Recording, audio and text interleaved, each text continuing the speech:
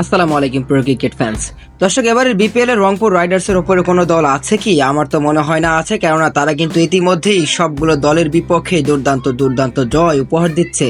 রংপুরের সমর্থকদের দুর্দান্ত দুর্দান্ত জয় উপহার দিচ্ছে। আমি এর আগের ভিডিওতে বলেছিলাম এবারের বিপিএল এর সবচেয়ে সুখী সমর্থকেরা হচ্ছে রংপুর রাইডার্সের সমর্থকের, এবং সবচেয়ে সুখী দল হচ্ছে রংপুর রাইডার্স। কেননা তারা কিন্তু আজকের ম্যাচে ঢাকা ক্যাপিটালসকে আসলে যেভাবে হারালো সেটা সত্যি অসাধারণ। আপনি বলতে পারেন ঢাকা ক্যাপিটালসের বিপক্ষে কিন্তু ঢাকা ক্যাপিটালসকে শুরুতে ব্যাটিংয়ে পাঠিয়ে তারা কিন্তু 111 রানের মধ্যে ঢাকা ক্যাপিটালসকে অল আউট করে দিয়েছে, যেখানে দুর্দান্ত বোলিং করেছে রংপুর রাইডার্সের বোলাররা। সবচেয়ে দুর্দান্ত বোলিং করেছে দিন নাহিদ রানা। আগের ম্যাচে খরচে বোলিং করলো, এই ম্যাচে তিনি কিন্তু আরও একবার ব্যাক করেছেন। 4 ওভার বল করে তিনি 21 রান খরচে তিনটি উইকেট তুলে নিয়েছেন।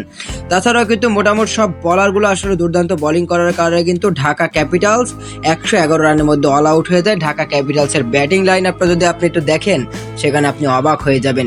এত দুর্দান্ত দুর্দান্ত ব্যাটিং নিয়েও আসলে ঢাকা ক্যাপিটালস 111 রানে অল আউট হয়ে যাবে, এটা কেউ কল্পনাও করেনি।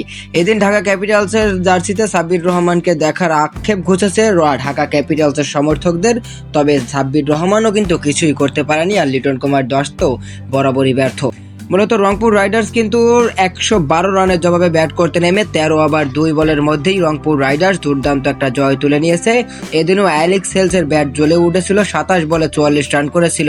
সত্যি দুর্দান্ত ফর্মে রয়েছে অ্যালেক্স হেলস। মূলত ইংলিশ এই ব্যাটসম্যান প্রতিটা ম্যাচই রংপুর রাইডার্সকে কিন্তু খুবই ভালোভাবেই সাহায্য করছে ম্যাচ জয় করতে, এবং সেই দিকে খুরশিদুল শাহর 13 বলে 27 রানের দুর্দান্ত ইনিংসে রংপুর রাইডার্স কিন্তু 13 ওভার 2 বলের মধ্যেই কিন্তু 111 রান টপকে 113 রান করে ফেলে 3টি উইকেট হারিয়ে। আর যার সুবাদে কিন্তু রংপুর রাইডার্স ঢাকা ক্যাপিটালসকে 7 উইকেট হারিয়ে 5 ম্যাচের টানা 5টিতে জয় তুলে নিয়েছে, যা সত্যি অসাধারণ। আর এই ম্যাচে সবচেয়ে দুর্দান্ত বোলিং করেছেন নাহিদ রানা, তাই তাকেই কিন্তু ম্যান অফ দ্য ম্যাচের পুরস্কারটা দেওয়া হয়েছে।